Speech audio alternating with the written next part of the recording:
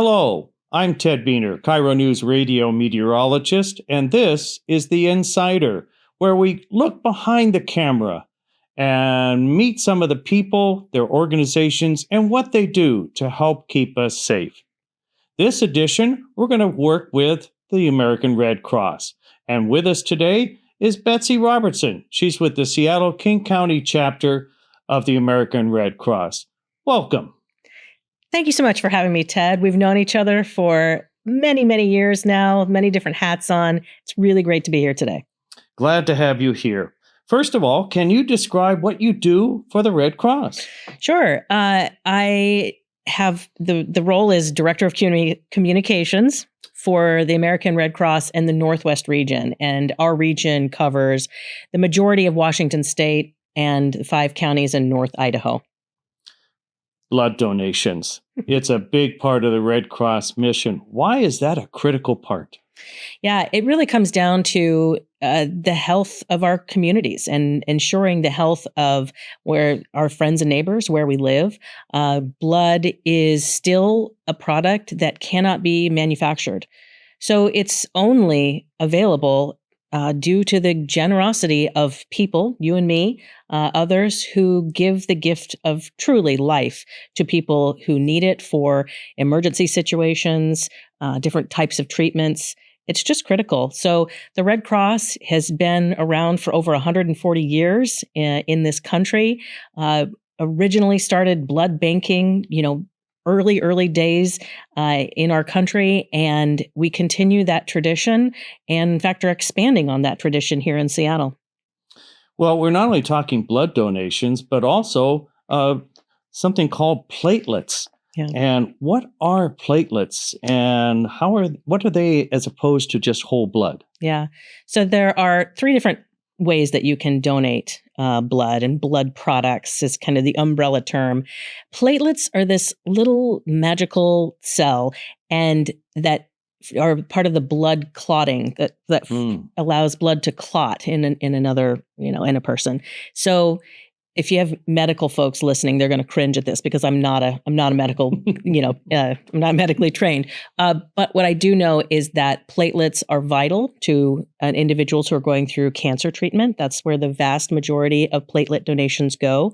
They have a very short shelf life, and so they can only last for 5 days. And someone in our country is receiving a platelet transfusion every 15 seconds. Wow. Cancer does not discriminate. It affects so many people and more people all the time. So it's a huge need. It's important that we be able to collect it. And for the first time with the Red Cross, you will be able to donate platelets at our new facility. That's great. Why is it important for people to donate regularly and not just during emergencies? Yeah. Only 3% of Americans donate blood. It's not a lot. No. And wow. I know. So it's a constant effort to educate our friends and neighbors and community members about the importance of blood. You never know when you're going to need it, when a family member, a loved one might need it. And it can be impossible to predict those emergency situations. But what we know is that no matter who it is, you want blood products to be available when they need it. That means the need is constant. And while the need is constant, sometimes donations and people's tendency to donate blood, it kind of dips and waxes and wanes like throughout the year as we get busy with our lives around the holidays or in the summer when we're on vacation and trying to summer as best we can. So it's in these moments that we know it's important to continue to remind people to prioritize the gift of blood donation. How does the Red Cross manage the blood supply, the shortages, and ensure blood is available when it is really needed? I think this is where the footprint of the American Red Cross comes into play. We are in every corner of the country, the United States, and we are collecting blood across the country. So that means that our overall blood supply is able to adjust as the ability to collect blood in parts of the country becomes more difficult. Think about areas that are impacted by major disasters, hurricanes, intense winter weather, things that disrupt just the flow of life and the flow of community. It would make it harder to get out and move around in your community, get out of the house. That makes it hard to collect blood. It makes it hard for us to get our technicians to blood centers, to work, to collect blood. So when that happens in one part of the country, we rely on the other areas. Oftentimes it's up here in the Northwest where, gosh, I love our climate up here. And so we rely on just that balance to be able to pick up the slack when there are other parts of the country that can't do it. Great. Which brings us to the big announcement. I understand there is a big grand opening coming up soon, later this week. Do tell, what can people expect? Yeah, we're really excited. So we have been in the Seattle area for over 100 years. And we have a big building it's in kind of South Seattle, Beacon Hill neighborhood between Rainier and MLK. And we have been doing disaster services and CPR first aid training and our service to the armed forces in that building for decades. As of last month, we have now remodeled, and it is now a state-of-the-art, beautiful, fixed site for blood collection that will be open year-round. And people can count on that facility to make an appointment, take mass transit, public transportation. We always want to encourage, but we also have a really big parking lot for people to come and make a blood donation or a plate donation, because this fixed site allows us for the first time, the Red Cross, to be able to collect platelets in this community. So are there any other features of the center that people can view at this grand opening? Yeah. So back to the party. We decided that we really wanted to make this a community and a neighborhood celebration. So we're calling it even a block party. And we hope you will join us, as the sign says. So from 11 to 1, this Thursday, July 31st, we will have our emergency response vehicles out, handing out popsicles and coffee, right? These vehicles are often a symbol of hope when they roll through communities that have been hit by disaster. And we wanted to just bring that joy, right, that to our community and invite people to come in and experience it. We will have members of our training services group teaching hands-only CPR and other fun things, in addition to the ability to tour this blood center, see what it's like, walk through the door, tour and see just what the facility is like, how welcoming it is, how wonderful the staff is, and how excited they are to see you and host you through your donation. That's wonderful. How is this new center going to help meet the growing demand for blood donations in this region? We have been collecting blood in Western Washington, in the Seattle area, for a long time already, but we've been doing it at mobile sites, which is great, and that will continue. So we are able to go into communities, to local churches and schools, and set up a mobile drive. Having this fixed site expands our capacity. And we are also in the part of our city and our community that is more diverse and accessible. And it's so vital that our blood supply meet and match, the diversity of our community. So I think we're in a space to be able to reach out to more people, to new people, and younger people. It's so important that the idea of blood donation as a community and civic responsibility, that be introduced to our community members and our youngest community members, so they can make a habit of it and become lifelong donors. You mentioned only 3% of people donate blood. Yeah. Boy, we need to increase that number. How can people schedule an appointment? That is actually really easy. You can certainly always call 1-800-RED-CROSS. But we have an app. There's an app for that, Ted. It's our Red Cross blood donor app, and also redcrossblood.org. You plug in your zip code wherever you are, the nearest blood drives or this blood donation center, and available appointments will pop up for you to pop in. Excellent. So 97% of people don't donate blood. Yeah. How do you approach somebody who hasn't donated blood in the past and just might be hesitant? Well, I understand that. And I can say that I was not a blood donor until I joined the Red Cross. So this is a development of just the last 8-9 years. And so I understand. I really understand that reluctance. And now that I know what I know about the importance of blood and the importance of donating, the people it helps, the mothers who have just given birth, the individuals who are being treated for sickle cell anemia or cancer, or yes, traumatic injuries. Blood has to be on the shelves for them to receive that treatment. And so we have to keep that blood supply going. How do you work, get yourself amped up for it? Well, there's some prep. You should be thoughtful. There are some people who can just, show up and donate blood. I need a little more time. I need a little time to think about it, to think about what I'm eating in the days leading up to it. I try to make sure I have an iron-rich dinner the night before, and then the day of, stay very, very hydrated. And just all of those things that you can do and just kind of go in with a Zen mindset.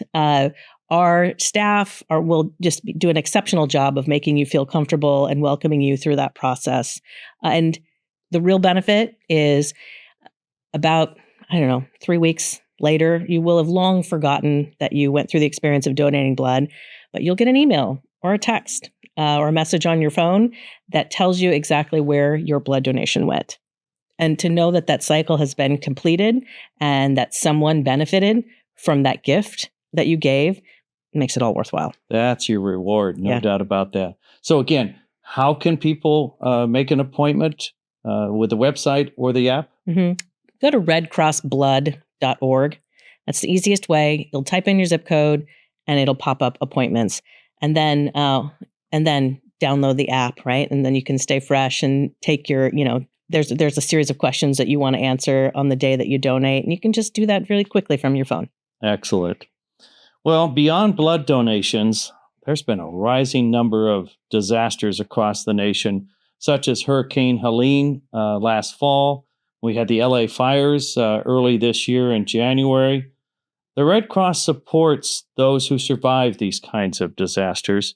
Tell us how and what the Red Cross does in the wake of these disasters.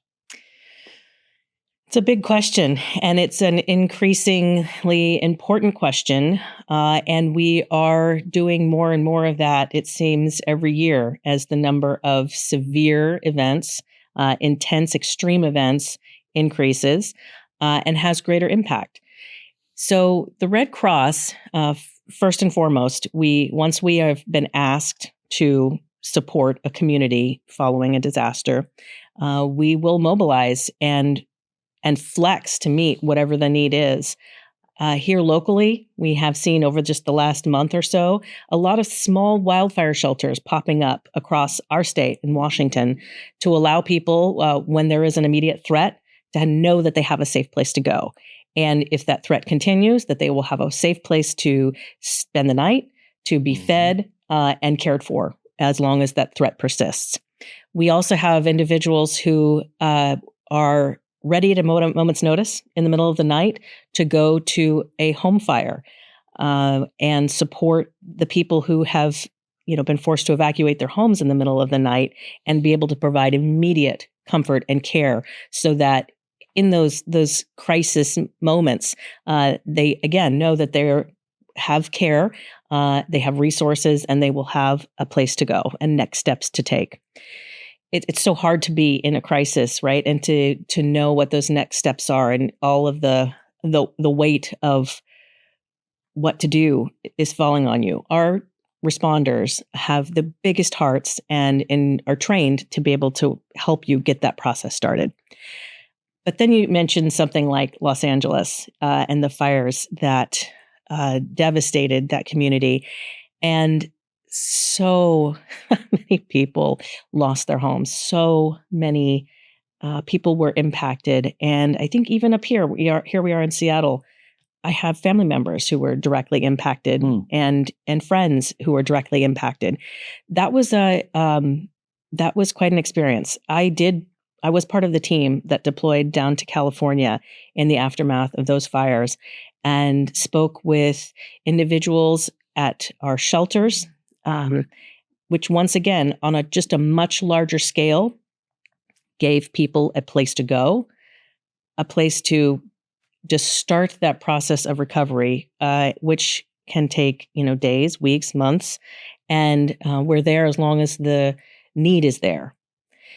I had the opportunity to visit with a number of people who were in our shelters. One gentleman always comes to mind who was up early in the morning, pacing, couldn't sleep. And I remember I just asking him, like, how are you doing? Or what can I do for you? And he shared his story of evacuating. He shared that without the Red Cross, he'd be sleeping on a sidewalk somewhere because he truly had no resources left to tap into. I knew someone who had only recently moved to California, and he ultimately just needed a hug. And then he walked back in and was able to go back to sleep. What a story. What a story. So you mentioned the LA fires. We've got national disasters. We've got local home fires. We have our own wildfires here locally that you mentioned. That just shows that for each of us, it's a disaster if it impacts us directly. Mm-hmm. That's probably the key there. Mm-hmm. And that takes us to the next topic here. How can people donate? I mean, you're not just doing this out of the kindness of your heart. It takes resources to make this happen. How can people donate? Redcross.org has all kinds of, ways that you can donate. Whether you're a big corporate entity and you want to start working with us on that level, or you're an individual donor wanting to, make a $25 gift, every dollar matters when it comes to disaster response and preparing. The Red Cross is constantly in a state of preparing so that we are able to go in a moment's notice and be where we need to be. That's what I would invite individuals to do. And there are lots of ways to give to the Red Cross, not just financially. We've already spent a lot of time talking about blood, how important that is in our community.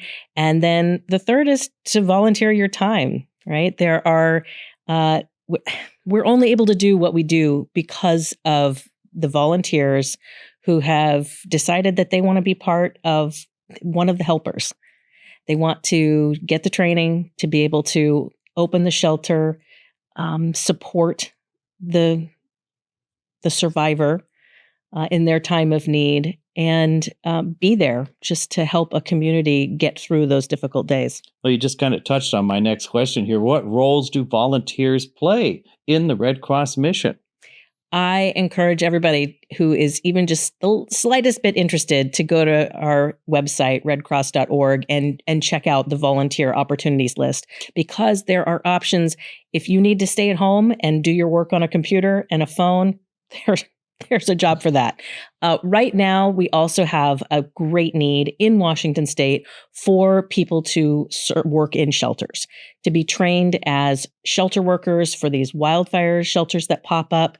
In the Seattle area, we have every fall, well, it doesn't matter the time of year, apartment fires that happen and multi-home fires. And so we're opening shelters and need people to be able to work a shift in there, as part of a team to be that help that people need. So sheltering, we have folks who drive, logistics, we have people who support my team in communications, all kinds of ways to get involved and really to make a difference. So go to redcross.org, check on volunteer, and see what options are available in your community, remotely, locally, or maybe you want to be one of the folks that goes and deploys and goes to the hurricanes when they happen.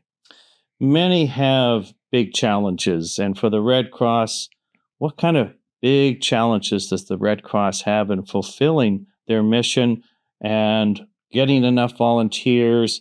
How can people help? I think right now, it's great that we just talked about volunteering, because that truly is, with the way that disasters are increasing in frequency, increasing in size and impact, our demand for services and volunteers to provide those services is not going down. It is going up and up and up. And so this is a meaningful way for people to get involved and help in their neighborhood and really across the country. So I would say volunteering, if you have it in your heart to be able to give, just to empathize and to just care for people in those difficult, chaotic times, I'd point you that direction. Okay.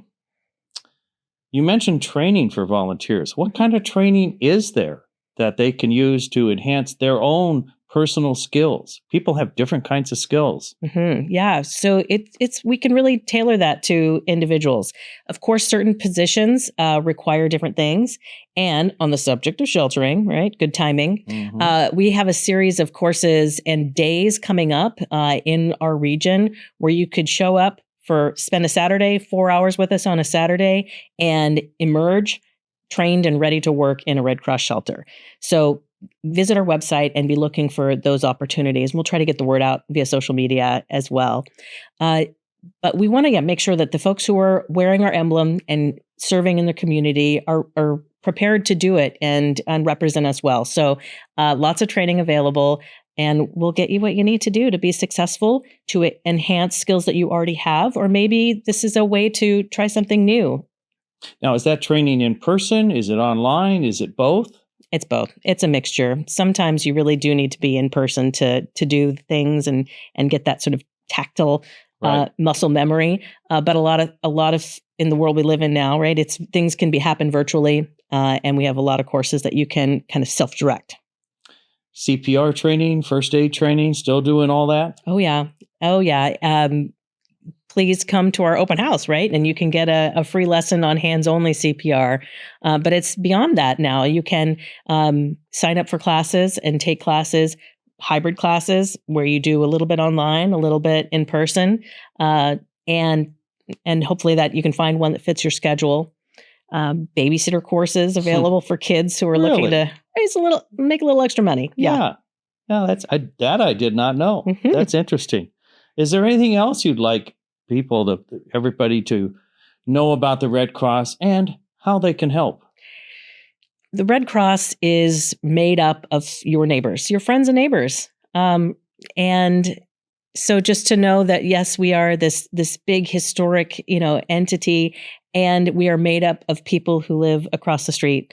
And all of us, we share just a heart for wanting to do good.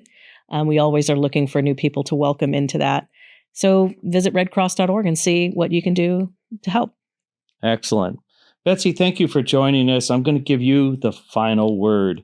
Can you recap the upcoming grand opening of your new blood donation center? I would be delighted to. I hope people join us on Thursday, July 31st, from 11 a.m. to 1 p.m., 1900 25th Avenue South in Seattle. Get a popsicle, get a training on hands-only CPR, get a photo, and take a tour of our brand new blood and platelet donation center.